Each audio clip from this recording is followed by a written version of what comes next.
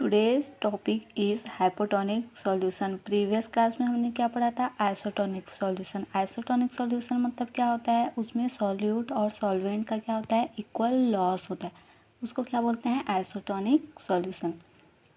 Then आज क्या पढ़ेंगे? Hypotonic solution. हाइपोटोनिक सॉल्यूशन में क्या होता है?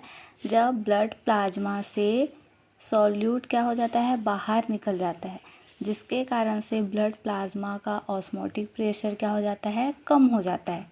उसके कंपेयर में सेल्स में क्या है?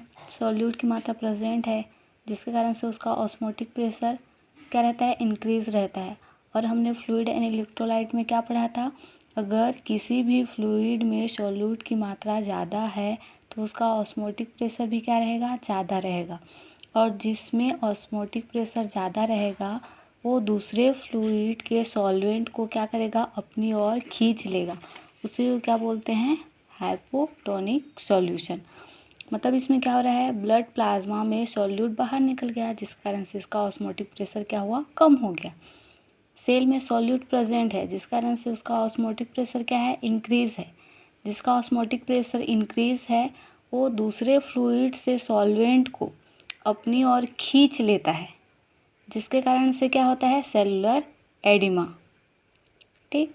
देन इसका कॉज देखना। जब प्लाज्मा वॉल्यूम कम हो जाता है, जिसके कारण से सॉल्यूट की मात्रा कम हो जाती है, ऑस्मोटिक प्रेशर कम हो जाता है, जिसके कारण से सेल क्या होता है? सॉल्वेंट को अपनी ओर खींच लेता है, तो क्या लीड करता है? Cellular oedema. देन क्या है? Excessive amount hypotonic fluid. जब एक्सेसिव अमाउंट में हम किसी पेशेंट को या पर्सन को हाइपोटोनिक फ्लूइड एडमिनिस्टर करते हैं तो पेशेंट में सेलुलर एडिमा होने के क्या रहते हैं? चांस। हाइपोटोनिक सॉल्यूशन अगर किसी पेशेंट को प्रोवाइड करते हैं तो उसके ट्रीटमेंट के लिए क्या प्रोवाइड करते हैं पेशेंट को? Hypertonic solution. और हाइपरटोनिक सॉल्यूशन कौन कौन सा है? 3% NS, 10% dextrose and 25% dextrose. Then देखना हाइपोटोनिक सॉल्यूशन से किस टाइप का क्वेश्चन बनता है एम्स नॉर्सेट के लिए। इसमें देखना in which dehydration intracellular to extra cellular fluid move. मतलब ऐसा कौन सा डिहाइड्रेशन है जिसमें फ्लूइड क्या है? इंट्रासेलुलर से एक्स्ट्रा सेलुलर की ओर मूव करता है।